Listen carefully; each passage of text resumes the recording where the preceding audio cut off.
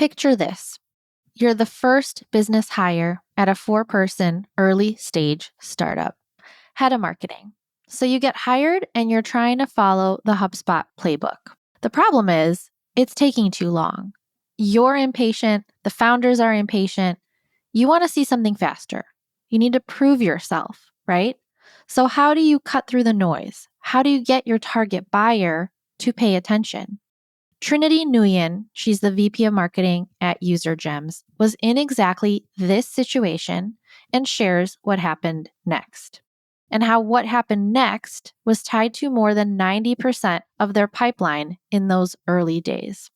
What I love about this episode is it's totally different from the usual marketing layering that we talk about, the stacking growth that we talk about at our early stage startups. Brand or inbound, demand, paid, and then ABM. Trinity shares a very different model that worked for UserGems and why it worked so well. We also cover why early stage you got to loosen up your attribution model to get big wins. What was the turning point from seed to Series A? Why does marketing fail at the early stage?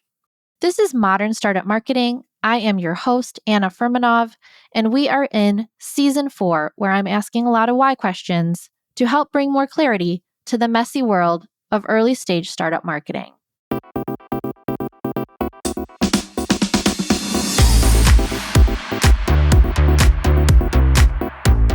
If you're at an early stage startup, you're in the right place. Every startup begins bootstrapped, pre-seed, or seed, and that's such an exciting time, but also a really challenging time.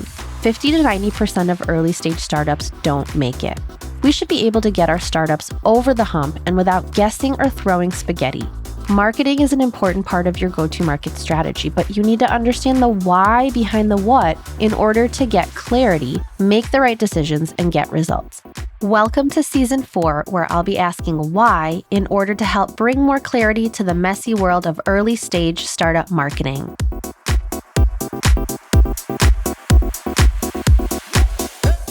Today I have Trinity Nguyen. She is the VP of Marketing at UserGems, and she used to live around here. She used to live in Evanston when she went to Kellogg, and I went to Kellogg. We just talked about this offline before I started the episode, but I graduated first, so we won't talk about that. But very cool that you and I both went there, and you quickly left Evanston because you did not like the winters here. I feel you.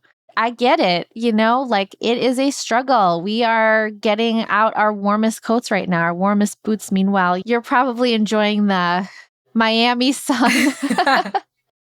Yeah, I'm wearing a dress today. Yeah. So it's nice and toasty. Okay, well, Trinity, thank you for joining me. I want to introduce UserGems in case folks have not heard about the company. So founded in 2019, the team is 80 people strong. Funding side, Series A, so $20 million total. And a quick description for revenue teams. Say goodbye to pipeline anxiety, boost your pipeline, and reduce churn by monitoring job changes of your most valuable buyers and automate the next steps. This is cool. So what I really like about UserGems is that you're helping marketing and revenue teams to take care of and be more thoughtful about customers, which really, I think UserGems, it kind of says it in the name, right? The customers are the gems of your company. Is that right? Am I kind of explaining myself correctly there? I love it. That's awesome. The founders will definitely love hearing this from you. That was a quick intention. Just browsing your website, right? Looking at your little description on LinkedIn. That's what I took from it. And it's pretty straightforward. Something that I work on with my clients is a 1-page marketing plan. It's 1 page on purpose to keep it simple. It doesn't have to be complicated. You could go back to it. But we focus on the rows, right? Like top of funnel versus the middle of funnel versus the bottom of the funnel. And we focus on all of the different activities that we will be doing and the objectives we're trying to hit at each layer and how they all work together. So oftentimes, early stage startups, they'll focus on that top of funnel part of the plan without giving too much thought to the middle of the funnel and the bottom of the funnel, especially, right? Once you acquire the customer, that bottom of the funnel, like what do you do with those customers? That's almost like an afterthought, which is very unfortunate because that bottom of funnel part, that's where to start, you got to start there and spend the time once you have customers, spend the time with your customers and understand who are your best customers, what makes them the best customers, how can we make them our super fans so that they stay with us, so we retain them. How do we best leverage those relationships that we've already created? Case studies, testimonials, all of that work. I feel like it's just kind of not as much of a focus. Do you feel that way? Yeah, I think that's a sad part.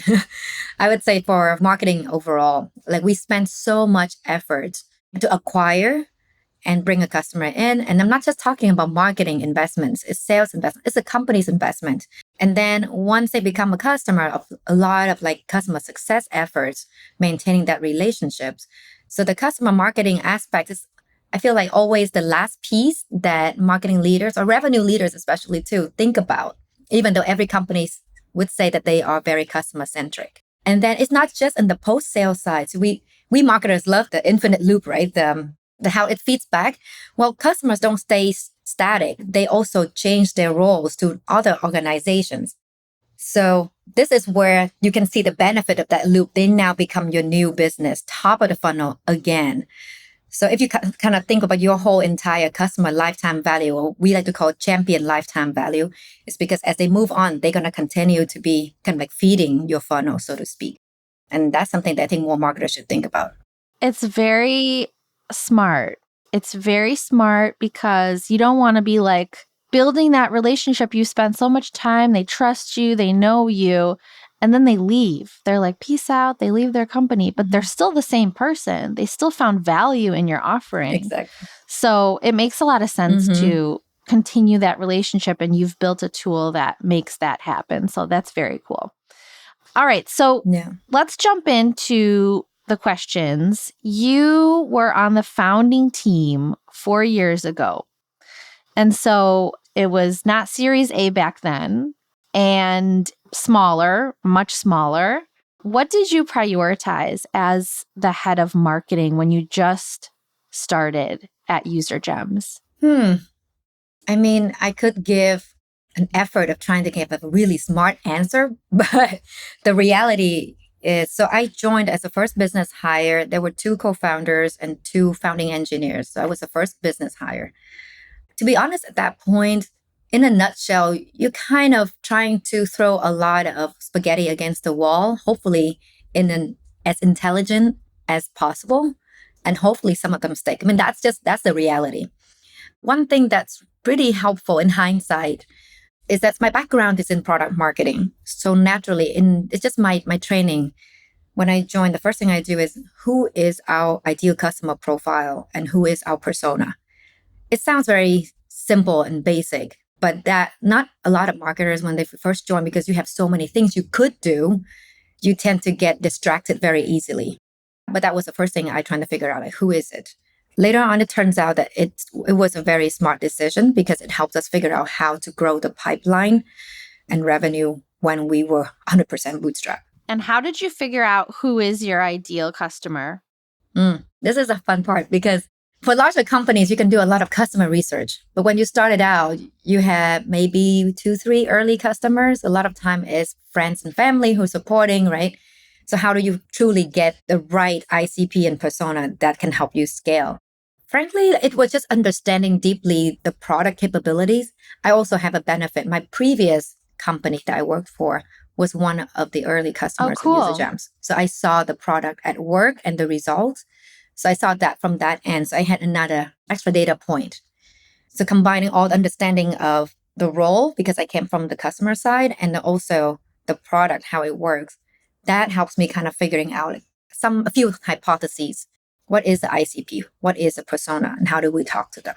So extremely product marketing focused, right? You understand you were the customer. So you were experiencing the pain and needed something to help, with the frustration that you had. and you were able to use the Mhm. product and see how it works. So very product marketing centric, but you started with the figuring out who's the ideal customer. So who was that when you just start? Because you have now, Mm. if you go to the website, there's like a few different ones, right? Because like revenue team or Yeah. your go-to market team is kind of made Yeah. up of different folks, and sales is different from marketing and from customer success and all that stuff. So who was that in the beginning? So let's take us a few steps back. So when I was my last company, I saw that UserGems was listed as part of our pipeline sources when we reported to the board. So I know that the product helps with pipeline. Whoever carries that number is our persona. So in some companies, you see it's a sales development, which rolls up within sales. But we also see some of our customers have SDR roll up within marketing, and demand gen has started to own not just the MQL, but actually sales accepted pipeline number. And then some companies also go as far as marketing owning part of the revenue number as well. So because of it, then we just talk about revenue team, whoever that cares about pipeline number. And that's why you start seeing a few persona on our website. There's the sales, there's the marketing, and there's RevOps as well. And that makes it very tricky down the line as we start building out our inbound channels. Who do we talk to? Because ideally, you know that you have to only have one persona, one target persona. If you appeal to everyone, you appeal to no one. So every year, I talk with my team and it's like, okay, who is our persona now? Can we narrow it down? And the interesting position that we're in is it's still these three musketeers: marketing, sales, and RevOps. And we see it in our sales motion as well.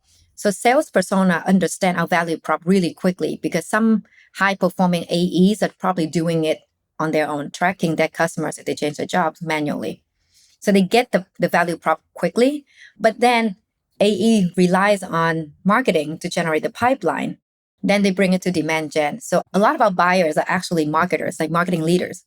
And then RevOps is our kind of like the influencers in terms of like putting all this together in a way that can help you scale automatically. So that's why we have to appeal to all three musketeers. Yeah, I mean, that is really generally the way to do it. It's a lot harder when you're trying to appeal to all three, but I can see how it's tricky for you, right? Because you've got the revenue team and they're all going to find value in this, especially if they're carrying the pipeline number, the revenue number, right? Mm-hmm. So, would you say, how do you guys kind of handle that with your marketing then? Do you speak to the revenue team? Do you call out sales? Well, how do you do it with all three players? So we do try to speak to all three, but from the revenue team aspect. So you hear the term revenue team a lot. We also see that the whole revenue alignment, like we actually believe that when the revenue team's aligned, it's not fighting around about like attribution. They're looking at the same metrics. That's when the team's really high performing because they just like one team, one goal, one dream. So because we believe in it, it makes our messaging a lot easier too. And we just see it in like even the sales process. The most successful customers we have are the ones that think about it this way. They prioritize revenue alignment, getting all the teams involved. How do we benefit from this one investment across multiple teams? So it makes things a little bit easier. I think we're lucky in that front. That's right. Yeah. Because if it was like completely different goals, challenges, right, then I could see how it becomes a little bit more complex. But this is cool. So then your Mhm. ideal customer profile becomes sort of this like three musketeer. But the mindset at these companies has to be alignment, right? Like you had said, one team, one goal, one dream. That's more of the differentiating factor, I think, because not all companies Mm. behave that way. Not there, but I do see a trend of everyone speaking because we realize that if marketing is being measured by leads and, like the sales and marketing conflicts, everyone's sick and tired of it. I think everyone knows it. It's just change takes time.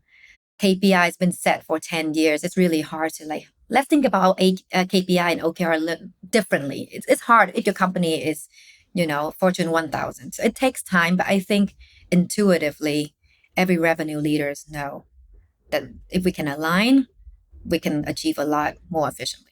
Absolutely. So you prioritized your ideal customer profile. You prioritized figuring that out. What else did you prioritize? Was there anything like what was the next step after that? Okay, now we know who we're for, who we should go after. Then what did you do? So initially, I tried to follow the Hubspot playbook, building out the inbound campaign and start writing some blogs, Did not work. That Oh failed no. spectacularly. Why do you think that is? What about it failed? Well, I think to be fair, I don't know if it would have failed if we continue to go down that path. I'm just a very impatient person. I want to see something faster. Also, I mean, we bootstrap, so I want to see if something works and a little bit faster feedback loop.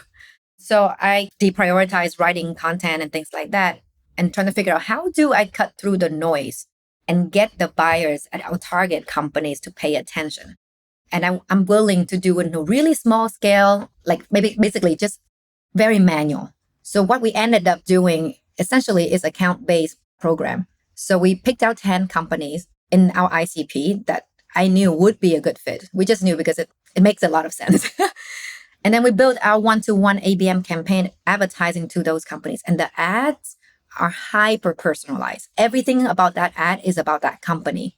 And then we also send out prospecting email to those folks on the same day that the campaign went live with the same messaging. Basically just trying to cut through the noise. So on our ads, we show them an example of their customer who had left the company to another company. So be like, hey, your champion Anna, who was at Kellogg, is now at Colgate. Have you reached out to her? So the company immediately recognized Anna because she's one of their champions on their website, right? All the testimonials, customer stories. That got them to stop scrolling, pay attention, and request a demo. So when we started out this approach, we got like 40% hand raiser. So if we target 30 companies, we got around 10 to 15 companies to request a demo. Wow. That's how we started. Yeah. That's awesome. Did you have any of like the brand demand stuff in place or you did not? Nothing. No, nothing. This The was very, like the very beginning. Like it was like you said, 2 co-founders, 2 engineers, and you. Yeah, we had the products at work. We had a very skeleton, bare bone web page. I wouldn't call it website. It was a web page. That was it. Yeah. Wow. I'm always intrigued by how things get started because it's not always how we think, right? Yeah. Like you guys started in this way, this like hyper personalized. You had ads. Where were the ads running? On LinkedIn. Because we start seeing that a lot of sales and marketers in B2B space spend time on LinkedIn now. It wasn't just like the recruiting platform. So we started using that. Yeah, that makes sense. Okay, so you had these hyper personalized ads showing this example of their customer leaving, going to another company. They recognize that person because it's a champion and they want to see that demo. Okay. Mm-hmm. And then the co-founders were they put their sales hat on and they were the ones that were doing the sales. Yeah, the CEO, he's actually an engineer, but he started doing sales. So he was the one that took the calls. Okay, got it. So then tell me more. All right, you had this ABM campaign. The tricky part is it might have been the case that this also failed. Like running ads is something that a lot of early stage startups try to stay away from because you could really spend money and waste money. Mm-hmm. It sounds like that wasn't the case for you. Because we were hyper targeted. I learned how to use the LinkedIn campaign. I was product marketing, so I didn't touch any ad platform before that. Just spent every day in and out in the platform, monitoring how much we're spending, how many people are seeing our ads. So we just really, really tightly control how we spend the budget. Yeah. Actually, later on, only a year into my journey with UserGems and speaking to more like true demand marketers, that's when I realized that LinkedIn is very expensive for a lot of marketers. But for us, it's the other way around. Interesting. Yeah. I mean, it is one of the more expensive versus if you take Facebook, for example. Mm. Like running your ads on Facebook is probably cheaper. LinkedIn is seen as like the luxury ad Right. spend, right? Right. If you have the budget. So you guys had budget, used it for the paid ads. It seemed to work. Very tiny budget. You're talking about like a few $100s. Few $100s, but Yeah. it worked, right? Because you guys got the demo set, the meeting set. Tell me what you did, what kind of how you rounded it out, because you're Kellogg, all right? So I trust you. I brought you on here. You know that there's like a well-rounded strategy. It can't just be like, let's do ABM. Oh my gosh, yes. Right? So tell me what you did next. Yeah. And I want to kind of add as well, everyone talks about ABM now, and it's a shiny, sexy object. I think the reason why it worked, not just because it's an ABM and every company and startup got to do ABM, it's because we really knew that the product would be a good fit for these companies. Like we had that conviction. I saw it work. And that's why I figured out how to get my message to their computer screen or phone screen. And ABM as a medium helped us get there. It's not the magic bullets that help you get demo requests. So I just want to clarify. Yeah, it's not a strategy, it's a tool. The strategy is in the background where you were the customer, right? You had empathy for the thing that you were trying to get done and there was nothing out there to help you, or maybe there was something you were not satisfied with it. And couple that with being able to understand how the benefits align to what the product can do, the benefits to the buyer. And so that's product marketing. Yeah. So I think what you hit on first was the product marketing side. Yeah. And then you brought in this ABM campaign, and that's a tool. Yeah, a tool, and like not so much of a software, like a program, like a how to get there. We had a PowerPoint, Google Sheets, and a LinkedIn campaign platform. My ad, like I created the ad just on PowerPoint and screenshot it. It was hideous. It was so hideous that one of the demo requests, he ran demand gen of one of the really big companies that we targeted. And he said, your ad's so ugly, but I guess it does a job because here I am requesting a demo. Because he's like, what is this ugly ad? But then it got them to also pay attention to the messaging, which is really personalized. I'd say like the ugly, just because your ad is ugly, it actually helped you stand out, right? Yeah. Call it candid, Candid is all the It's not now. ugly, it's candid. Yeah. It's candid. No, but that's I just want to clarify that for marketers that are in this journey right now, kind of like peel all that back, ignore every tools and every best practices out there. Just think what works for your target audience and build the program and buy the tools as you go. But don't start from the tools or strategy from, what you read and go back. Totally. To answer the question, so what happened after that? So that was the first one. It was around 90+% of our pipeline for the first year and a half. So we continue that. We scale from like 10, 30 accounts to 200 accounts per month. And then after that, that gave us the runway to add on different programs to start routing out the engine. So the second piece for me was inbound. So going back to the inbound that I tried beginning, but now we had the pipeline and the cash flow to buy time for inbound to give me the result. Because I think we start seeing result from inbound around 6 to 9 months in, like slowly. So I'm glad that we had something a little bit more predictable on the ABM side to buy time. It's tricky because I get it. You were impatient. You wanted to see something faster, but I've seen companies like put budget into the paid ads and fail and waste money. So I think there needs to be some kind of happy medium. Like you can test $200, $300 and see what happens. And for you guys, your ugly ad, your candid ad, and the process that you used, right? It worked. And so just wanted to call that out because it's not like, oh, guys, we shouldn't start with the brand stuff and the demand and go straight to ABM. It's not like that for just because like you talked about it, it's not the same for everybody. But it's really interesting to see your use case and how it worked for you and how it was generating so much pipeline in those early days. And then you opened up the inbound. So tell me about the inbound. Like, what did you do that took 6 to 9 months to work? I think it's just pretty simple foundational inbound, like different type of content, short form, long form. We try to make it as bite-sized as possible. We don't gate anything because the category didn't exist. So we want more eyeballs. We're not trying to capture emails, things like that. It's ungated everything. And just kind of educating people on like what display means to your like pipeline anxiety. So just very gradual, start gaining ground on that. It's also, I just wanted to say, it's also that this time, this past year, year and a half, where people are trying to do more with less. And we're tired of hearing that.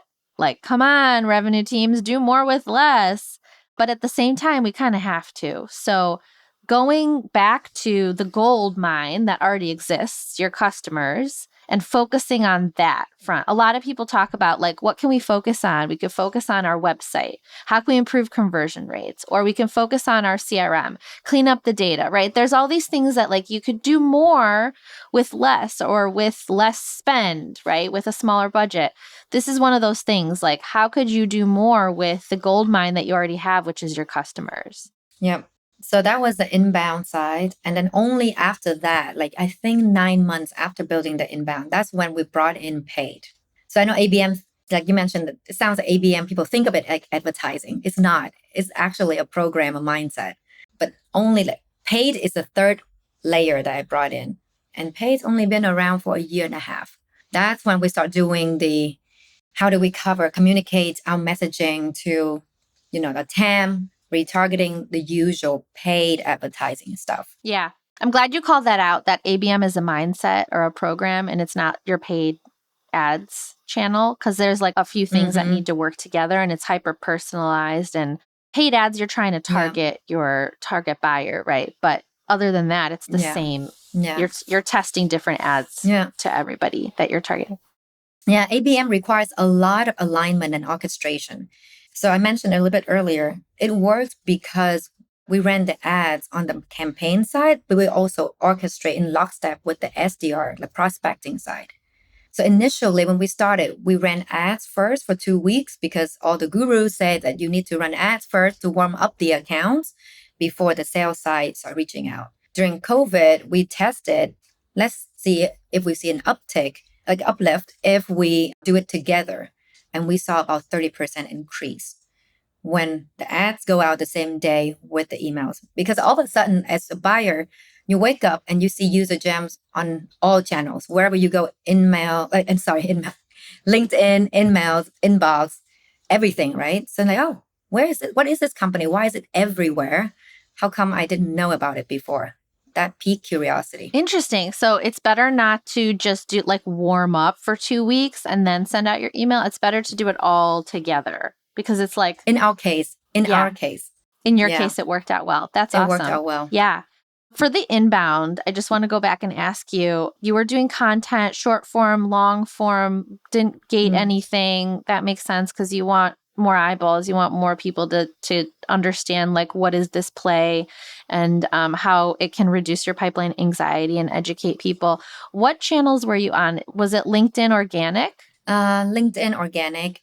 We did a bit of a podcast as well. So I think we ran, I'm trying to remember, I think 3 or 4 seasons of podcast. Wow, 3 to 4 seasons. Yeah. That's a bunch of episodes. Quite a bit. Tell me more. So if you guys go to UserGems, you can check out the podcast episodes are there. It's called The First 100 Days.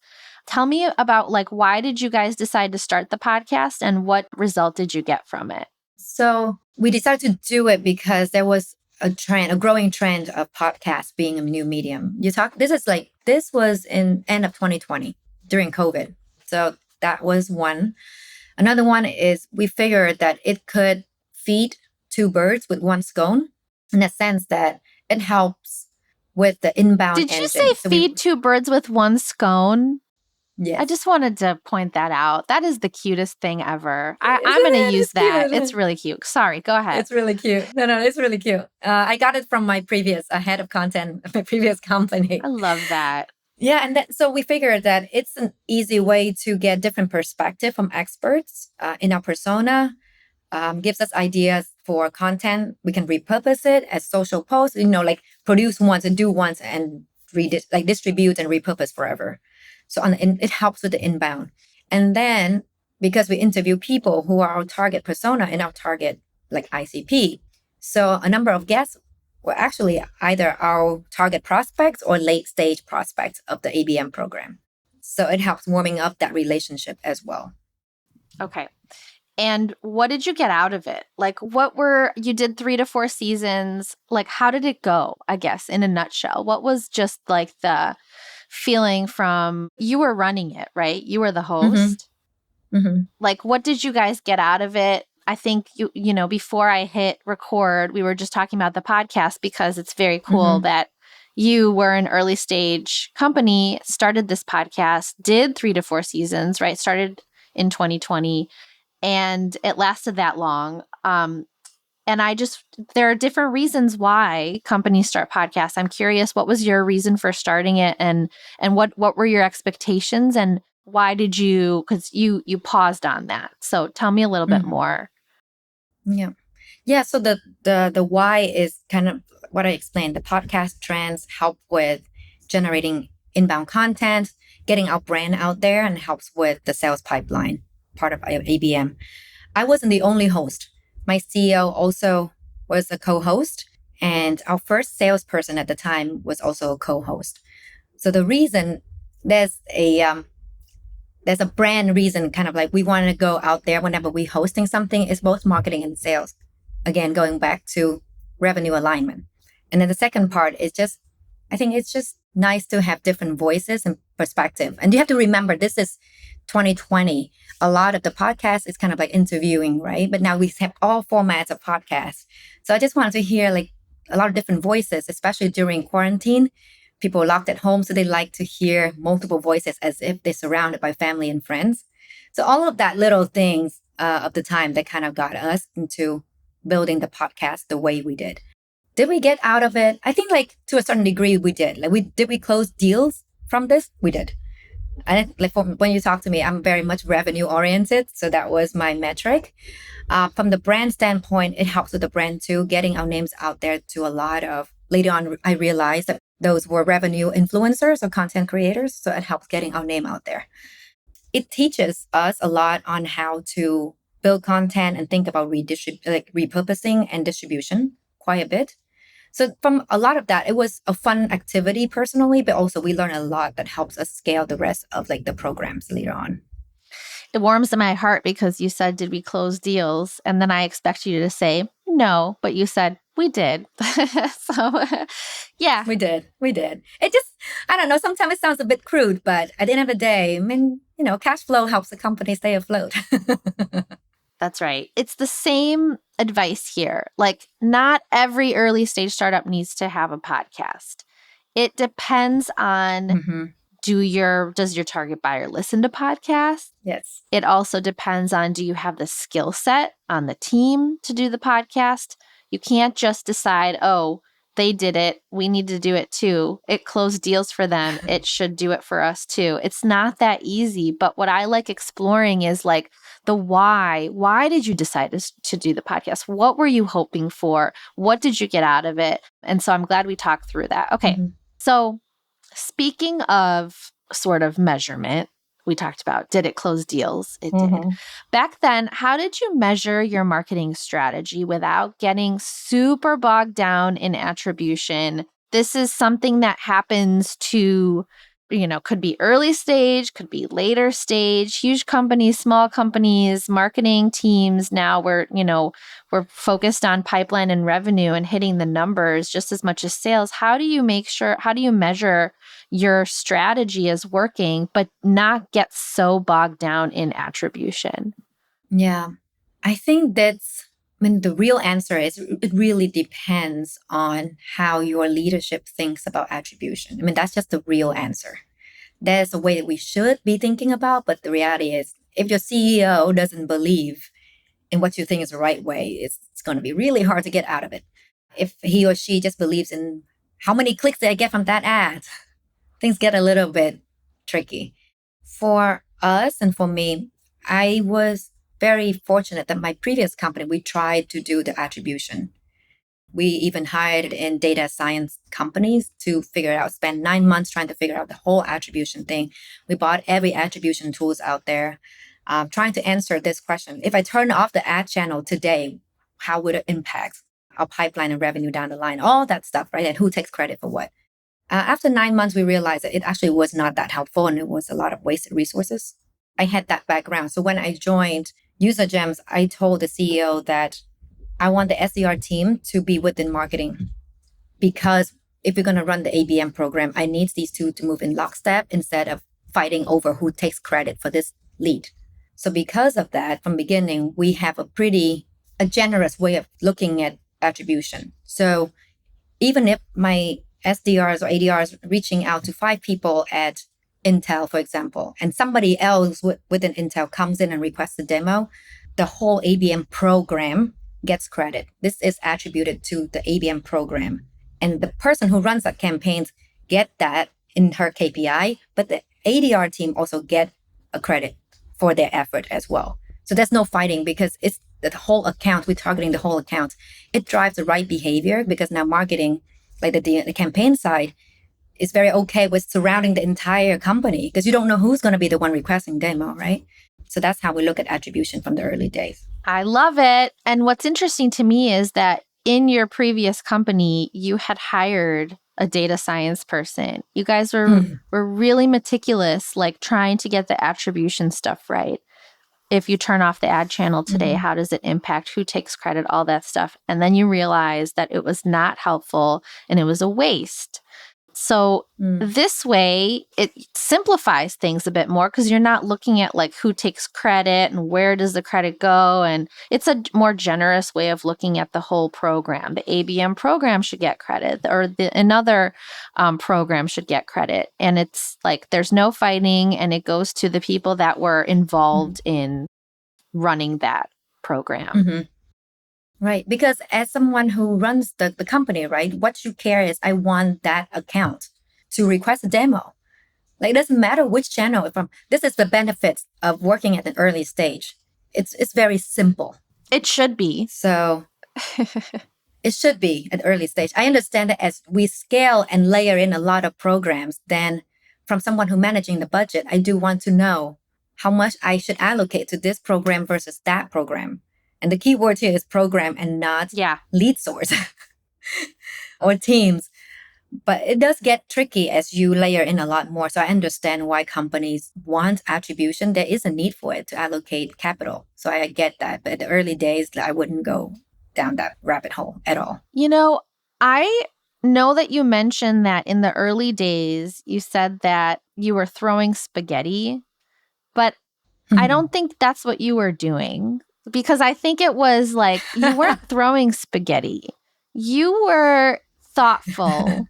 So you did the inbound stuff and you're like, oh, this is taking too long. I need something faster. And you're like, what can go faster? Okay, well, why don't we need to get our message out to these particular folks and have a well-orchestrated, right, the SDR team and everybody needs to kind of work in lockstep. So I don't know if I agree with you that you were throwing spaghetti. I think you were definitely very thoughtful, being intelligent about it and kind of, you tried something. I think maybe, is that what you mean? Like you tried something, it didn't work. So you had to try something else because you needed the result. You were impatient. You wanted results faster. Yeah, when you're in it, it does feel like, anyone who's at a startup every day feels like, oh my gosh, am I just throwing spaghetti? So that feeling, and we experiment a lot. Like a lot. To this day, we're still very early stage startups. So we experiment a ton. We're swapping out our messaging, testing all the time, creatives. There's a lot of ideas. I think like at the stage that we are now, I'm trying to figure out how to create some structure within this chaos, but still encouraging the chaos within. Embrace the chaos. So that embrace the chaos, but there's some structure to it to help us scale. But so the chaos is the spaghetti and some of them stick. Yeah, that makes sense. What would you say was the turning point for you guys when you went from seed stage to Series A? And I think I remember looking at like when that happened and it was pretty close, right? When you guys raised seed and then maybe Few months later, It's you a few raised months. A. Yeah, it's a few months. Yeah. What happened there? Like, what did you guys need to get right in order to raise that next round? How did that happen so quickly? Well, there are two components. There's external and there's internal factors. So the external factors is it was 2021. The market was super frothy. Everyone's growing. Everyone's is let's grow at all costs. And we serve the revenue team. So we rode that wave. So we were lucky in that sense. So that's the external factor. The internal factor, if I kind of trying to reverse engineer it, I would say the turning point, so to speak, is when we had the second layer of the inbound. So the content, the brand. I think once we had those two layers in the ABM running in the background and then the brand, those two levers, that was the turning point for us as a business. That's when we start scaling. Got it. Okay. Okay. Yeah. Yeah, and it could work in different ways. Like for some companies, they don't have a marketing person that early. Maybe they hire a salesperson and they're doing conferences and they're pushing events and conferences. Yeah. And some companies, right? But then there's like these layers and it's like stacking growth. Once you get something going and it's working for you, what's the next stack? And yeah, personally, I'm always like trying to help early stage startups with brand side, right? Because you need to kind of have a good understanding of who you're for and what you're offering for them so that then you can go out and start to, do your outbound, do your selling, all that stuff. And everybody's sort of aligned on it. It seemed like you had and the co-founders had a good understanding of who are you for and what's the value you're bringing for them. And then you created this ABM program and did like meticulous, personalized stuff. But that makes sense. Like the way that you did it is different. It worked for you. There was some good things rolling in 2021. The market was frothy, like you said, right? And so how do you think your marketing has evolved since then? Like now that you're Series A, what's kind of been changing? So I think it didn't change immediately once you hit the Series A. I mean, like Series A is just funding, right? I think it's just different milestone of your revenue, which tends to kind of correlate with the crossing the chasm, the book. It kind of mirrors that. So I think Series A is when you've crossed the second chasm, trying to getting to the predictability, repeatability. I think once you figure that out, that's when the Series B kind of comes in. So it didn't happen immediately when you raise the A because things changes and you need to kind of like figure out how to it's a journey. So for now, for us, we already have a number of different layers in our program, go-to-market programs, not just marketing. So how do we put some structure around it again, but then still keep the chaos because Series B, it's just still early stage. You have a lot. The first two letters of the alphabet, that's what I tell the team. You have a lot more letters to go. So how do you still encouraging the experiments, the ideation, but then provide some kind of like structure and guidance so that we can learn faster and scale faster. But that's the goal after you get Series A. I forgot to ask you, do you have folks on the team? Like who's on your team right now? So one end, I have the ADR team, account development. And on the marketing side, I have demand, the ABM campaign, content / SEO, social / communications, and a product marketer. Wow, that's a lot. How many people on the marketing team then? I guess if you count, like without the ADR team, that's account 5. So 5 people. 5 people. Okay, cool. Yeah. Awesome. All right. So great. We covered kind of how things have evolved, where you're at right now, still trying to keep that experimentation, ideation, but bringing the structure, 5 people on the team. Okay. Let's see. So I want to talk in the time that we have like about a question for you, it's a why question. Season 4, I'm trying to have more why questions. We talk a lot about the what, but I want to focus on the why. I think it matters. So I've been working with early stage startups for almost 4 years now and developed a systematic approach. It's called MASS, Marketing as a System. I give them a process. I help them understand the why behind it, because I feel like if you understand why you're doing things, you'll have the clarity to make the right decisions and get the results you're looking for. So let's cover this why question. Why do you think marketing fails at the early or seed stage? What is it that sometimes it doesn't work? And you even had the experience, right? It probably would have worked. You just had to give it time. But why does marketing fail at the early stage? There are really just two reasons. The first one is time. How impatient you, or more importantly, your founders/board. Marketing takes time to show, especially on the brand side. So if your leadership team and the board don't understand that and just pull the plug, then you will never see the result. So I think time is number one. So gotta have that mindset. Second piece is when you don't understand your target persona. Again, going back to the product marketing we talk about, it's actually not just product marketing. You just understand your audience. And a lot of times companies think they understand their target markets, but they actually don't. Because if you ask any product marketer who ever tried to do an exercise of who are our top target persona, and the product marketer would interview everyone in the company, and you will always get different answers from different leaders. So that's the second piece. When you don't really know who you're serving, then you ended up trying to appeal to everyone. That doesn't make any sense with your product. And I think the third one, I'll add another one, kind of like, now these are all external reasons why marketing failed. But the third one on my end, I would say, also put it on the marketers too.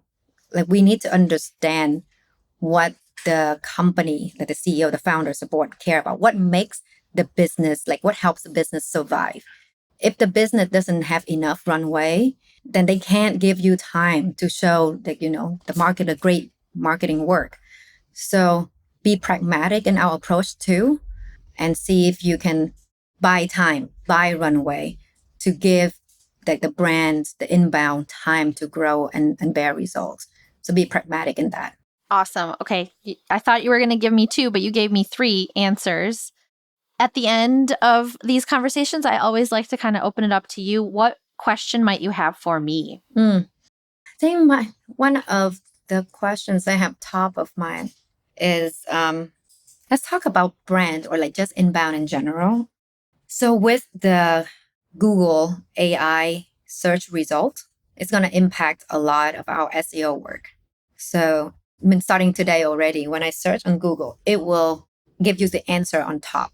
All the links, all of your articles, every hard work you put in the last how many years of building out, ranking on top, is now below the fold. What can marketers do? Not focus on SEO. I know. No.